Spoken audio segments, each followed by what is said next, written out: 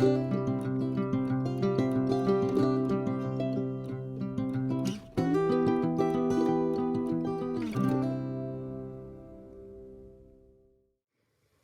everybody!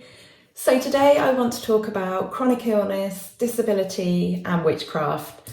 Now before you reach for the unsubscribe button, I just want to say that I realise these are really sensitive topics and not something that everybody is comfortable with. I know that sometimes when someone has a long list of illnesses, it's easy to dismiss that person and think that they're some sort of hypochondriac or they're lazy, and it's not always obvious when you look at someone that they might have really serious struggles. Now, chronic illness and disability are part of the human condition and experience. They're part of my experience. Many people have asked me how this affects my witchcraft practice, so I want to talk about that today. It is relevant to a witchcraft channel, and I just want to reassure people that this is not a topic that I'm going to be delving into very often. This channel has primarily been started by me, for me, to have an escape from the harder parts of my life. So it's not something that we're going to be going into very much, and obviously you can choose not to watch this video, but I would say please keep an open mind, and there might be something you learn here. You might start to understand how chronic illness can affect someone and it not even be obvious that they have chronic illness or disability. So just keep an open mind is all I'm asking. Now, I have a long list of health conditions. It's likely that they all result as the consequence of one that I have, which is called Ehlers-Danlos syndrome, EDS, I'm going to refer to it as. So the Ehlers-Danlos syndromes are a group of 13 disorders, and they are primarily concerned with the structure and function of collagen, or a lack of it, faulty collagen. So as you know, collagen is a protein, and it is a vital building block for our bodies. So all our veins, our arteries, our ligaments, tendons, all of our cells have collagen in and help build these systems, and those systems help support other parts of our body, like our organs, the things that are found within the pelvic cavity. They affect absolutely everything, our eyes, our brains, everything. So whilst Ehlers-Danlos affects people in a lot of generalised ways, I have explained that they are divided into 13 subgroups. So they will affect mainly different parts of the body. So for example, vascular EDS, you'll have all the problems of EDS, but you will also have issues with your cardiac structures, so the heart, the blood vessels, arteries, things like that. If anybody is watching this and I'm explaining any of this wrong, then please let me know in the comments. I have HEDS, HEDS, which is hypermobile Ehlers-Danlos, and so I don't have one of the other disorders, so I might not be quite right with some of the information that I'm giving you there. But as a whole, we are affected with joint instability, we're hypermobile, which isn't a problem so much if you're young and you're fit, but this hypermobility can start to become an issue when you overextend. And we have all sorts of issues like hernias and pelvic prolapses. So it's a really, really debilitating condition.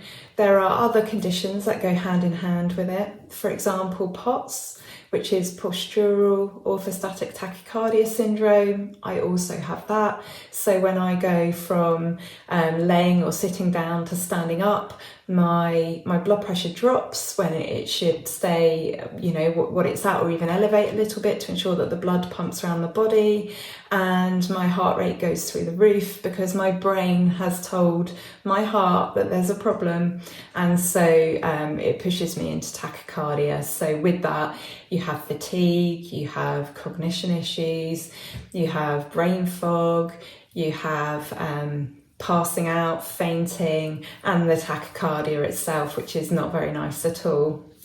I also have chronic fatigue syndrome, also known as ME, and fibromyalgia, which are likely as a result of the Ehlers-Danlos.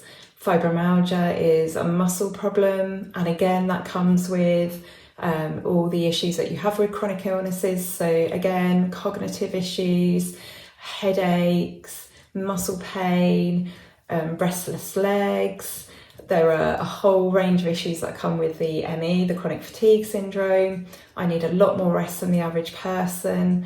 And the Ehlers-Danlos loss also causes other issues like gastrointestinal issues, so absorption issues. So I have to inject vitamin B12 and take lots of supplements. And to be quite honest, it is a complete nightmare. So that's only just some of the conditions I have. I also have an overactive detrusor muscle in my bladder, so I have regular Botox under general anaesthetic, lots of operations and procedures, either exploratory or to fix things. So my life is just a continuous merry-go-round of appointments and hospital visits. So it's really, really hard going, and it's made me feel like I'm about 91 rather than 41. And of course that has had a huge knock-on effect on my practice, which is really what I want to talk about today. So this is how it is relevant to witchcraft. And I hope that if there are people watching who also suffer with chronic illness, I hope that you feel free to leave comments of whatever kind in the comments section, and perhaps any tips and hacks that you found for your practice, or just thoughts about how it's affected your practice and what the knock-on effect of your disability has had on you. Of course, only share what you feel comfortable sharing. And to those people lurking in the comments section who are enjoy sometimes being a bit negative, this is definitely one video where people don't need to see that negativity. So let's keep it kind, guys, and let's get into it. So I think we should start off with the physical side of how my illnesses affect me and my witchcraft practice, and then go on to the sort of more cognitive issues that I have as a result of having all these problems. So the first thing that comes to mind when I think of having a physical disability, although, if I stand up and you have a look at me, it's not obvious that I really struggle. But the first thing that comes to mind, just knock my stick over.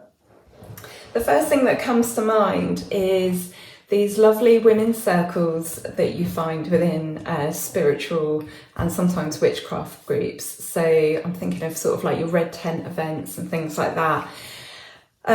These circles are quite often, they're on the floor. They look very beautiful and pretty with sort of scatter cushions in a circle, and then, sometimes there's a candle in the middle, and there might be tarot cards that have been put around. And it's all very lovely, except for someone like me, sitting on the floor is really, really painful. And I don't want to be that person that needs sat on a chair whilst everyone is kind of sat around me on the floor. So having mobility issues really, really affects your confidence and your ability to get out and do things. So, whenever I spend an extended amount of time on the floor, my legs invariably go completely numb, completely stiff, and really sore, and I haven't quite got full use of them. And usually my husband has to help me up off the floor, steady me, guide me while I walk for a little way, and then the feeling is coming back into my legs. So I would love to go to these sort of circles, but that's one of the many, many barriers that I've got is, being that person. And also I can't sit still because I experience a lot of pain in my joints and in my muscles. Even if I choose to go along to one of these events, I know I'm going to be the person who's just fidgeting about like mad, and that then marks you out as being different. People notice that, and then that just affects my confidence, and then, it's just too much for me. It's just too much for me. Another issue I have is standing for long periods of time. It affects my heart problem, as I discussed before. I've got a postural heart issue. I say a heart issue is actually an automatic nervous system issue. It's a brain issue. So there's not actually anything wrong with my heart. But when I go from lying or sitting to standing, my brain thinks there is a problem with the heart and then gets the heart to do something that it doesn't need to be doing. So if I'm stood up for long periods of time, then I start to get very lightheaded, I get very dizzy, sometimes I'll start to lose my vision if I'm going to pass out, and it makes me really wobbly, and it also makes it really difficult to concentrate. It makes it difficult to find my words, and I'm just like, I'm floating about on another planet. So going to events, even if I can move around, I find that, an hour or two, sometimes less, it depends on how good a day I'm having, I cannot be stood up for that long. And also the hyper sort of extensibility of my joints means that I get very, very bad pelvic pain. So in my hips, my lower back. So it makes going to witchcraft events really difficult because, I need to sit down. All of this makes me extremely tired, and it's just like another thing that just makes it really difficult for me, whether I'm sitting down or whether I'm standing up. It's really difficult. So I don't want to be that person in a circle that is fidgeting, that is about to pass out, that is clearly uncomfortable when perhaps we should be concentrating on something or directing our energy somewhere. And so that can be a major barrier to me in my witchcraft practice, which then stops me meeting people and stops me growing, and it just knocks my confidence. Obviously, having these problems affects my ability to earn. It affects my ability to push myself beyond, even just what a regular person can do. It stops me from achieving, growing, evolving, and that barrier to earning means that, and having a health condition where, I have to pay for lots of medication and stuff like that, it stops me from being able to go to these events. It stops me from being able to buy a book that I really want. It stops me from being able to have a reading somewhere with someone. So again, it's just more barriers to growing and expanding my witchcraft practice. So all of this just has a huge impact on my fatigue levels. And if I am, having a day where it's a good day, or I've chosen to go to an event and, I've been on my feet all morning, then obviously I'm going to start to grind to a halt. And if I do an event, then that has an impact on my whole week. So, a late night or an early morning, or even worse, an all-nighter, say going to Stonehenge or something like that, that has a knock-on effect on, at least another week. And then that knock-on effect has that then affects other things. So for example, I do some very, very light weights at the gym to try and keep all my muscles in tone, because then that helps me sleep at night, because otherwise I'm just subluxing, which means my joints are sort of semi-popping out, not full dislocations, but not far off. And so then that fatigue has an impact on my ability to look after myself and do the things that I need to do to keep myself healthy. So that's just some of the physical issues that I have. I also need to be near a toilet. I've explained before that there are all sorts of hernias and prolapses and things like that happen with Ehlers-Danlos loss, and let's not get squeamish about it. And that's left me feeling more like I'm 91 rather than 41. I'm managing it, but I need to have that toilet there. So yeah, I'm affected in all sorts of ways that people wouldn't even imagine. But the plus side to all of this, and there's always a silver lining, is that it has made me become very sympathetic and very aware of other people's limitations, and that can never ever be a bad thing. So in my younger days, if organising some sort of moot trip or magical group trip or event, I probably wouldn't have thought twice about toilets. I wouldn't have thought twice about accessibility, and now those are very much on my mind when I make suggestions at my moot and when we've organised things. And I'm just really sorry that it took me this long and my own experiences to come to that understanding. But, you know, I don't believe in giving myself a hard time. I'm a human being, and the point is I've learned that. So that is some spiritual growth that has come about from my health problems. Another pro, if you can call it that, to having a health condition is that when I do attend events and I do make them, or I do get together with my friends, my pagan friends, and we do something, it means even more to me. You know, I don't take these things for granted. They fill up my soul, and whilst I can't do them sort of on the level that I used to be able to do them, they are just so precious to me when they do happen. Another plus side is I have managed to, I don't want to call it a disability aid because it is actually my stang, but I've managed to sort of blur the lines between magical tools and mobility aids. So this is my stang. I used to have a bigger one, but I bought this one. It's made out of hazel. And I got this in a shop in Avebury, and it's actually a proper walking stick. It's got a little rubber bung on the end, as you can see. And this is my walking stick. And this comes with me when I need that extra support and I need the extra balance. But in doing so, in walking this land with it, it is absorbing all the magical energies of the land. I have blessed and consecrated this tool. And it's my friend, and I not only take it out for walks, but I use it in my magical practice. So I'll probably do another video at a later date on what stangs are and what they're used for, but this is my very lovely stang, so I don't refer to it as a walking stick. I wasn't ready to get an old lady's walking stick. I'm not, you know, there's nothing wrong with growing old. I think I've proven that with the fact that, you know, I've allowed my hair to go silver. I think growing old is a privilege denied to many, but at the same time, I'm 41. So I had to go with like a wizardy stick rather than a walking stick.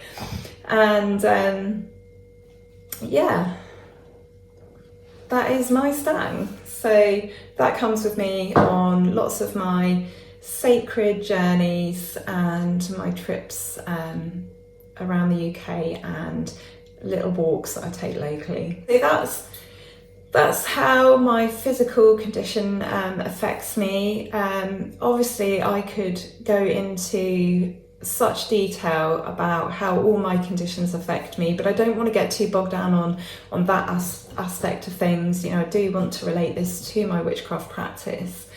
And really, the physical things aside, I guess the cognitive dysfunction that I experience as a result of being very fatigued and tired and having my heart work really hard and fast, I guess that has a bigger impact on my witchcraft practice and the physical side, because it affects my memory, it affects my word finding ability, and it gives me what I call, this is just the name I've given it, but I call it empty head syndrome.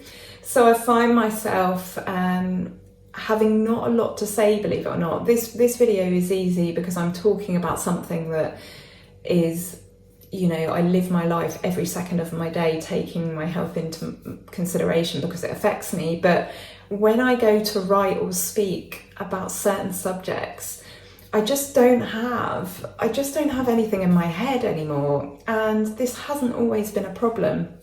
I'm also experiencing issues with meditation and visualization, which obviously has a knock-on effect when it comes to things like traveling to the other world, doing certain meditations for magic, and even just for relaxation. So these are the issues that really get to the core of the problems I have within my witchcraft practice. So I think they stem from obviously, what I've just said about my heart working hard. It's normal to have cognitive issues with all of the conditions I've got, but I also think it's down to vitamin deficiencies. So I'm trying really hard at the moment to keep on top of those. Vitamin B12 especially, I'm injecting that like mad. But I think stress plays a part as well, and obviously getting older. And so I'm trying to keep on top of my stress levels, and I'm trying to use my brain. Part of doing this channel is about me trying to get better at, not just confidence, but my word forming abilities, talking without saying or so, and filling in those gaps because my brain is empty.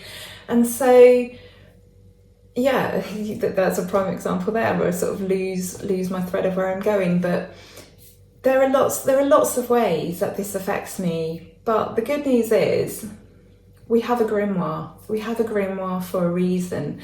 And I would always say, write down your experiences, write down your spells, write down absolutely anything that you experience or you practice or you do in relation to your witchcraft practice, because you will appreciate that 20 years down the line, especially if you, and I'm reaching out here to the very, very young people who are exploring witchcraft. You will really appreciate that when you're 40, to be able to look back at what you did, what you achieved, what you learnt. And so, you're going to get older, and even just getting older on its own without any of these issues, your memory isn't going to be what it was. And if you have collected like 20, 30 years worth of experience of things, sometimes you leave things alone for a little while and you don't need to refer back to them, and we can start to forget things. So a grimoire is so helpful here. I find sometimes doing things like casting a circle, the calling in the quarters isn't too bad because I've been doing it for years, but sometimes when I want to get a little more imaginative with it, but I don't want to get stuck on my words because I don't want it to feel, I don't know, it's nicer, isn't it, when things just sort of roll off the tongue and you feel very much in the moment, and you're not stopping and starting and stuttering. So it can affect things like that. It can affect, meeting other witches, making content. I'm actually very, very shy, but also some of that is my confidence, because I know I find it hard to speak coherently sometimes. I'm not going to necessarily remember everything that I want to remember about a subject. And so this is how, physical health can actually have a knock-on effect in other ways. I'm trying to think of other situations where my cognition isn't helpful. Yeah, just remembering stuff like doing a spell. Once upon a time, I'd read some instructions or write myself some instructions or some sort of ritual framework. And now I have to refer to a piece of paper, which, to some people, they might think that's not very magical, but it's okay. It's okay to do that. And if you have spent time concentrating, thinking about that ritual, planning that ritual before you even get to writing the framework, then you've started the magical process. You've started on the astral plane, using your imagination, visualizing things, coming up with the ideas. So don't feel bad if you do all that work and then you write it all out on a piece of paper and you have to refer to some of that within your magical practice. If you've opened your magic circle, you've gone through the process of doing everything you need to do, you've put in the effort, you've put in the planning, it's not really going to hurt if you read from a piece of paper. And as long as you speak your words from the heart, as long as your intention comes from the heart, and as long as you've put that effort in, then that's all that matters. And actually, one of the very, very important parts of spell work, I always say, is forgetting what you've done. You do the work, you put it out there, and then you forget about it. And actually, that's where having cognitive issues and memory issues is really, really helpful, because you forget. That's another reason why I need to record things. So if I do not record things in the moment or just after, then within a couple of days' time, it's gone. I don't retain anything really. So this again is where your grimoire comes in hand, and this is where, you know, my health affects my witchcraft practice. I have to be really careful on social media. Sometimes it's possible for me to think that I've fully thought through a post, and then I'll get a flurry of people coming on and saying, oh, you don't know, you know, what about this, what about that, and just completely taking me out of context. And sometimes that is because I have not communicated myself well, or I've not been able to think something through. And that's happened a few times, and it's really frustrating. And also sometimes I see, I don't want to say debates, but I'll say conversations, discussions that I want to get involved in, but I just can't keep up. I don't have that cognitive ability to keep up with people. And I'll go to write a response and I'll delete it and I'll write it again, and it's just not quite right, and I just can't put into words what I want to say that once upon a time I would have been able to say. And in the end, I just don't say anything. And that very much keeps me at arm's length away from everyone. And that's quite isolating. On the plus side though, it does mean that I don't get drawn into things, and I live a much more peaceful life. It's something you learn as you get older anyway, to pick your battles, but I find that I have a much more gentle approach now, and that is probably one of the things that my illness has given me. I'm trying to think of other, I've got some notes here. See, you just have to write notes for everything when you're like this. So, oh yeah, I'm very clumsy. So, you know, lighting candles, lighting incense, sometimes that's like really, really difficult. It can be dangerous, so I have to be careful, especially if I'm shuffling about with a stick. Obviously, I don't perform magic if I'm feeling not very well.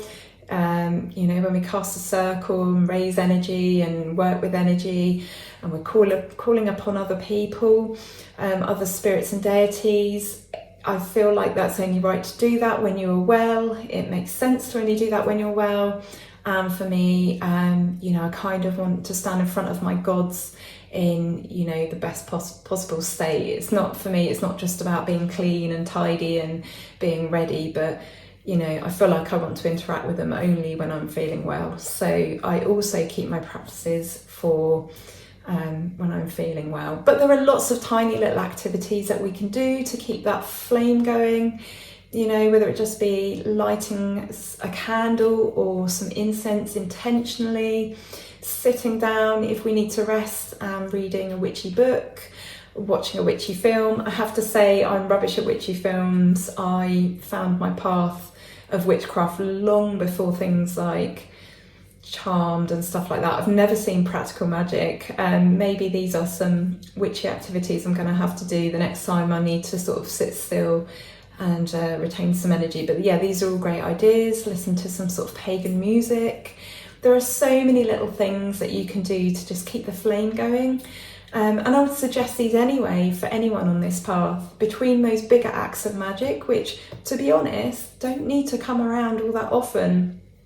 Aside from maybe sort of rituals to celebrate the Sabbats, I don't find myself engaging in large acts of magic unless they're really, really necessary. And so it's all the little things that just sort of make our daily practice up. You know, even turning off the light switch at night, you know, I have some words that I say in terms of blessing and protecting this house and those that dwell in it. So do not be put off. If you're chronically ill, if you're chronically disabled, you can still very much be a part of this path.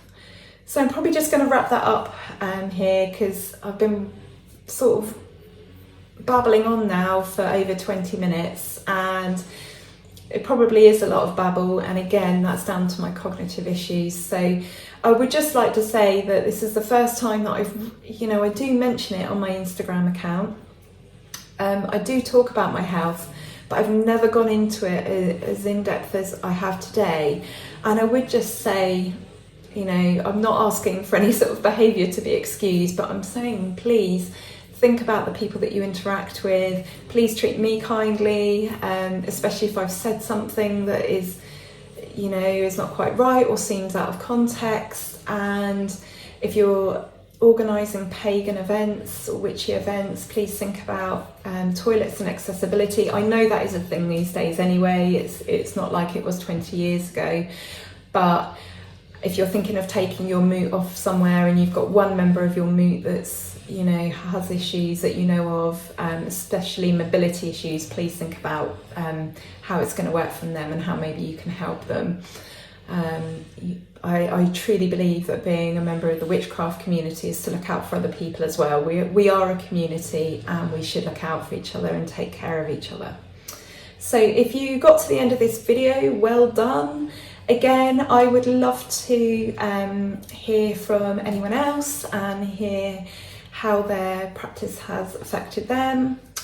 And yeah, I won't be doing a video on this again for a while. It's a bit of a touchy subject, but that's okay. I understand. And if you're finding me for the first time, then I would love you to hit the subscribe button. And yeah, I've got lots in store. Yeah, and I can't wait to see you soon. Okay, take care. Bye.